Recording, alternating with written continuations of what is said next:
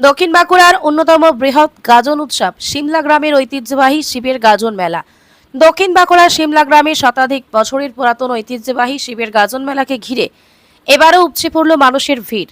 3 দিন ব্যাপী এই ঐতিহ্যবাহী উৎসবে 5ই জ্যৈষ্ঠ ছিল সবচেয়ে বেশি মানুষের সমাগম। দূর দূরান্ত থেকে হাজার হাজার মানুষ ভিড় জমান এই গাজন মেলায়।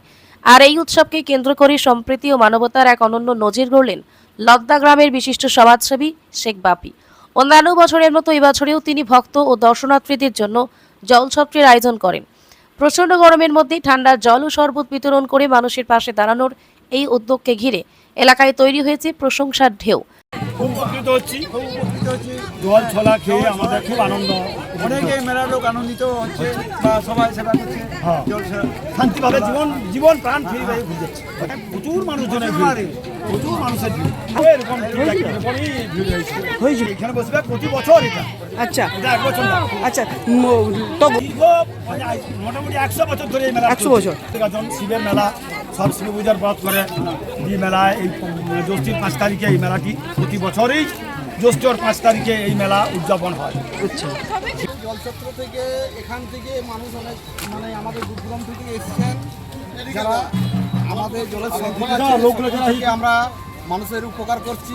আমাদের পূজা কমিটির যে আমাদের সমাজসেবী বাপিরা আছে ওনাকে অনেক অনেক ধন্যবাদ। যারা আরও সহযোগিতা করছেন আমাদের সিমলা পূজা কমিটি থেকে তাদেরকে অনেক অনেক ধন্যবাদ। আমরা এই যে দিতে পারছি আজকের দিনে যে জলের সংকট সেখান থেকে মানুষকে অনেক অনেক ধন্যবাদ জানাই যারা দিয়ে আমরা উপকারিত হচ্ছি বা পূজা কমিটি যাতে মানুষ আরও আসতে পারে বা এই মেলার এই মানে শৃঙ্খলা বজায় রেখে আমরা আবার আগামী দিন করতে পারি।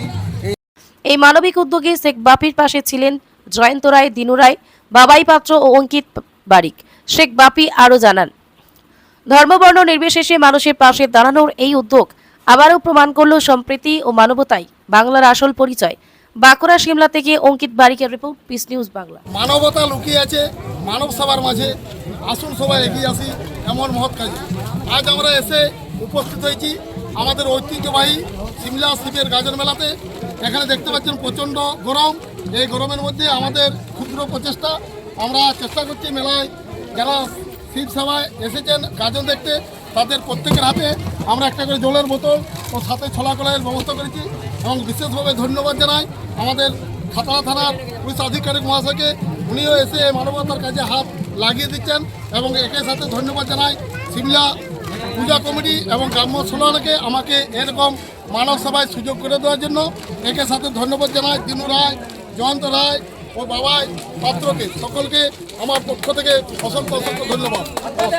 সিদ্ধান্ত বলতে আমাদের বিশেষ করে এই যে মেলা প্রাঙ্গণে এত তাপদাহ গ্রীষ্মের মধ্যে যে মেলা চলছে তার মধ্যে যে বিশিষ্ট সবাই যে এসেছেন মেলা দর্শনার্থী, ঠিক আছে, পথচারী যারা এসেছেন তারা এই গ্রীষ্মের মধ্যে জলের প্রয়োজন 30টা যাতে মেটাতে পারে তার জন্য আমরা জলসংযোগ করতে পারি।